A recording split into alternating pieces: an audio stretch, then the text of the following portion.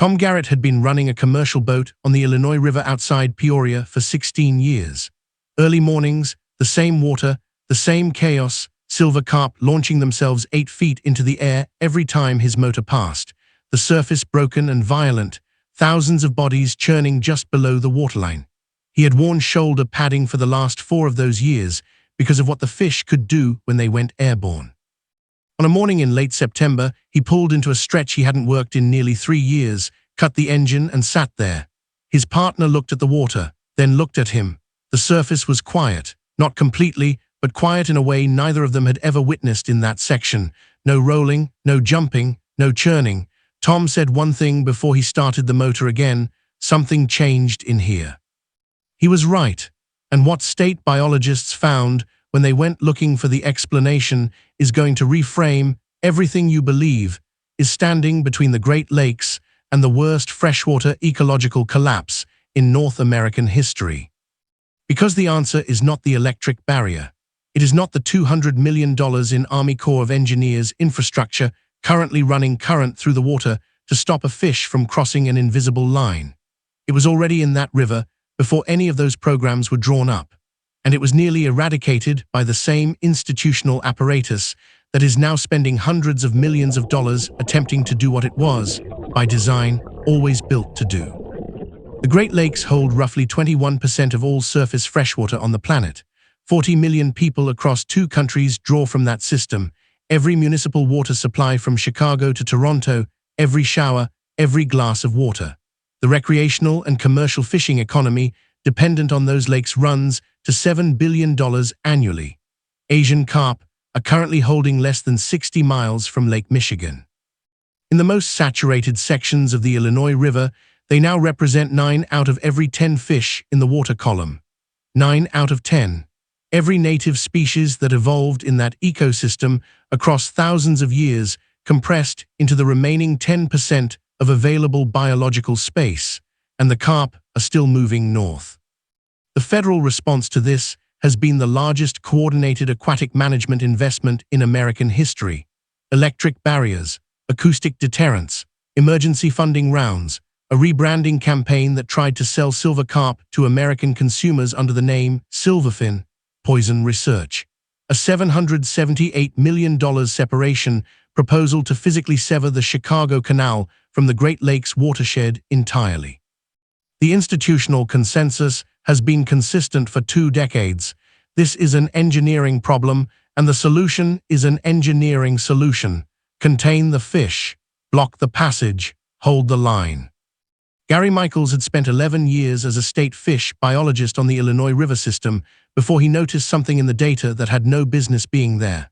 Across 3 consecutive monitoring seasons, at a specific cluster of stations in one 12-mile corridor, juvenile carp population figures were trending downward, not stable, not plateauing, declining in a stretch of river where every model, every career, every piece of institutional knowledge said that was not supposed to happen. In 11 years, he had never seen it. He spent weeks eliminating alternatives before he drove out to that section of river and spent 2 days looking for something the data suggested should be there. What he found had been quietly living in that river since 2009, funded as a minor biodiversity side project, essentially invisible to the carp management apparatus, never once appearing in a barrier planning document or an Army Corps briefing. The program had no political profile, no press release, no seat at the table where the hundreds of millions were being allocated. It was just a restoration effort, almost an afterthought, aimed at bringing back a native species that hadn't held a stable population in northern Illinois waters since the early 1970s. That timing is not a coincidence, and the implications of what Gary Michaels found in that corridor reach far beyond one quiet stretch of river outside Peoria. But before we get to what Tom found in that section of river, you need to understand what Asian carp are about to do to 40 million people.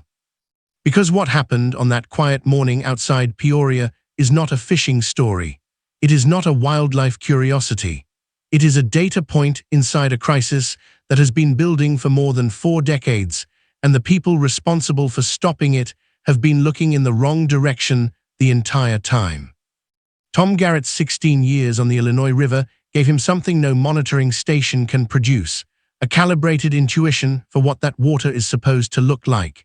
He knew the chaos of it. He knew the sound of thousands of silver carp breaking the surface in response to a passing motor, the way the air would fill with bodies, the way his partner would brace before they even throttled up. That was the baseline. That was normal. Not just for Tom, for every commercial operator, every wildlife manager, every researcher who had spent serious time on that river in the last 20 years. Which is why the quiet did not feel like relief. It felt like something was wrong. He did not know what was missing. He knew something was. And for 3 weeks after that morning, that stretch of river sat in the back of his mind, an anomaly he had no framework to explain. A 12-mile corridor that had simply stopped behaving like the rest of the system. If this is reshaping what you thought you knew about our rivers, hit subscribe. This channel goes deep on exactly these stories, the ones where the official narrative and the actual evidence point in opposite directions. Now back to what they found in that section of river, because the explanation did not come from Tom.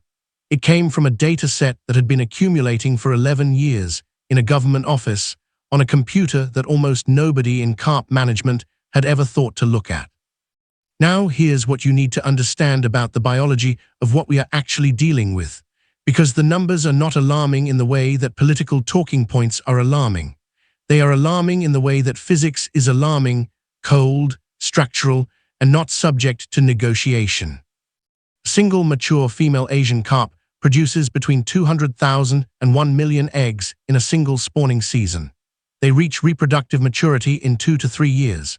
They consume more than 20% of their own body weight in plankton every single day, stripping the microscopic food base that every other species in the system depends on, from the bottom of the food chain upward, continuously, without pause. They do not have a natural ceiling in the Illinois River system. Nothing is eating them. Nothing is outcompeting them.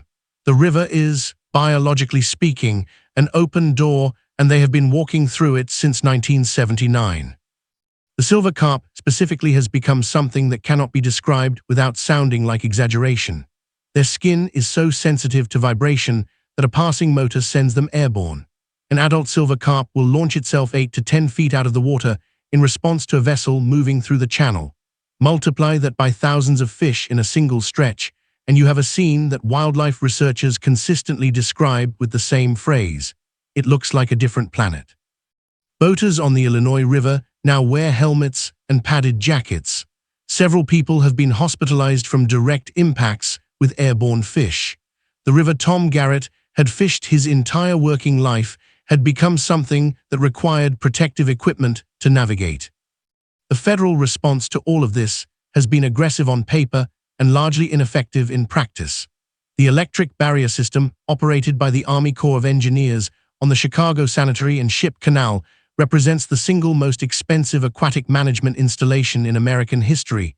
$200 million in infrastructure running continuous electrical current through the water to create a zone that fish will not willingly cross. The theory is sound.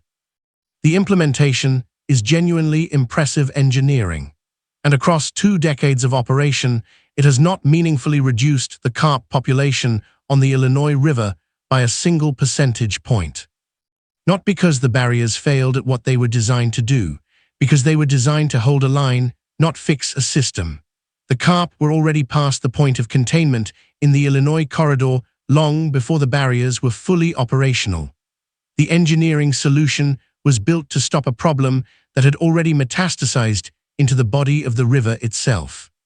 Here is the most devastating summary of the situation that exists in the documented record. According to multiple assessments published by U.S. fish and wildlife researchers across the last decade, the electric barriers are a symptom treatment. They are keeping a wound from spreading while the wound continues to deepen. The population inside the barrier zone, south of Lake Michigan, throughout the Illinois River, has never been controlled. It has only been watched. If you made it this far, you already know this channel doesn't look away from the stories that matter.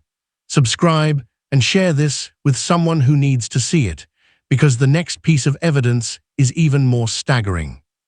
Then, in the 11th year of his career, monitoring the Illinois River system, state fish biologist Gary Michaels noticed something in a specific cluster of monitoring stations that had no precedent in any data set he had ever worked with. And what he found did not just challenge the institutional consensus on how to fight Asian carp. It called into question why the invasion was ever possible in the first place. And what he found was not a new technology. It was not a chemical compound or a revised barrier protocol or an emergency appropriation. It was an animal, a very old one. Alligator gar have existed largely unchanged for approximately 100 million years. They predate the Rocky Mountains. They were in North American river systems before the continent had its current shape. An adult alligator gar can reach 10 feet in length and exceed 300 pounds, armored with interlocking ganoid scales so dense that early settlers reportedly used them as arrowheads and breastplates. They have 2 rows of teeth on the upper jaw, not 1, 2, and a respiratory system that allows them to breathe air directly, which means they can survive in the degraded, low-oxygen water conditions that kill virtually every other large predator in a compromised river ecosystem. They are not opportunistic hunters. They are apex predators refined by 100 million years of pressure into something extraordinarily efficient at doing one specific thing: controlling what lives and what doesn't in a North American river. Gary Michaels found them holding in deep water at the channel edge, inside that 12-mile corridor, adult specimens, multiple individuals, in water temperatures and current conditions that place them precisely where juvenile carp concentrate during their early growth period. He spent 2 days documenting physical evidence of active predation in the backwater areas adjacent to the channel. Scales, debris, the biological signature of a large animal hunting that zone with regularity. Then he pulled the stocking records for that section of river. A state biodiversity initiative had been quietly restocking alligator gar into that specific corridor since 2009. 14 years of low-profile, underfunded restoration work, no press attention, no allocation from the carp management budget, no representation in a single Army Corps planning document. The program had been running in the background of the most expensive aquatic crisis in American history, without anyone in that management structure ever asking what it might be doing to the carp population. The electrofishing survey data confirmed what the monitoring stations had been showing for 3 seasons. Inside that 12-mile corridor, carp reproductive output had stopped exceeding losses for the first time in the documented history of the Illinois River system. Not slowed, stopped. Think about that. 14 years of a side project accomplished what 2 decades and $200 million in engineering could not. Drop your thoughts in the comments. We read every single one. If this video showed you something you've never heard before, hit that like button and subscribe. But here is where the story stops being extraordinary and starts being something else entirely. Because Gary Michaels did not just find evidence that alligator gar was suppressing the carp population in that corridor. He found evidence of something that should have been obvious from the very beginning, a connection between 2 dates that once you see it, you cannot unsee. The year the alligator gar disappeared from northern Illinois waters, and the year the Asian carp arrived. That timing is not a coincidence. And here is where this story reaches a scale that every person living near the Great Lakes needs to understand. Alligator gar were systematically removed from northern Illinois river systems across the mid-20th century, not by accident, by policy.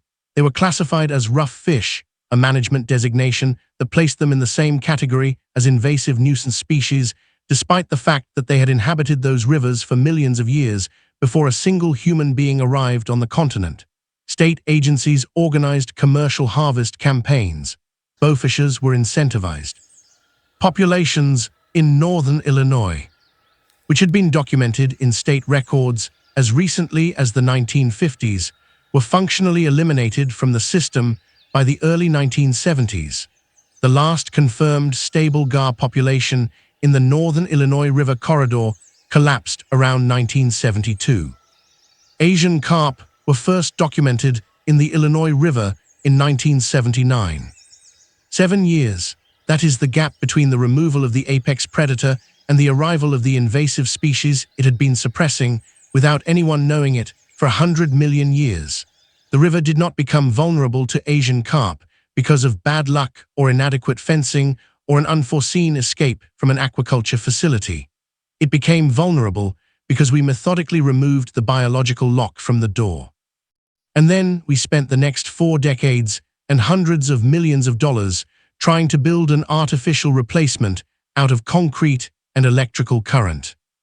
We did not inherit an Asian carp crisis, we manufactured one.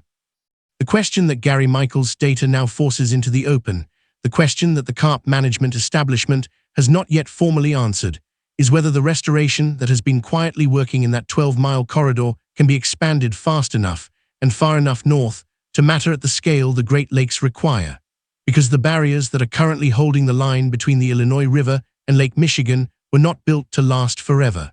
They were built to buy time. And the clock has been running for 20 years.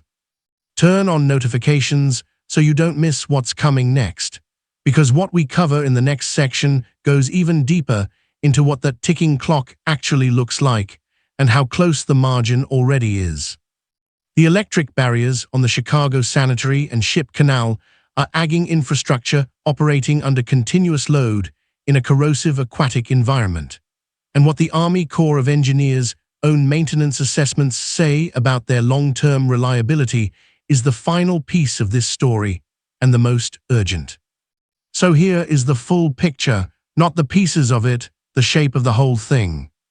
A native apex predator, refined across 100 million years into the precise biological instrument required to regulate this river system, was deliberately removed from northern Illinois waters by the early 1970s. 7 years later, an invasive species with no natural predator, no population ceiling, and a reproductive rate that defies management entered the exact ecological space that predator had held.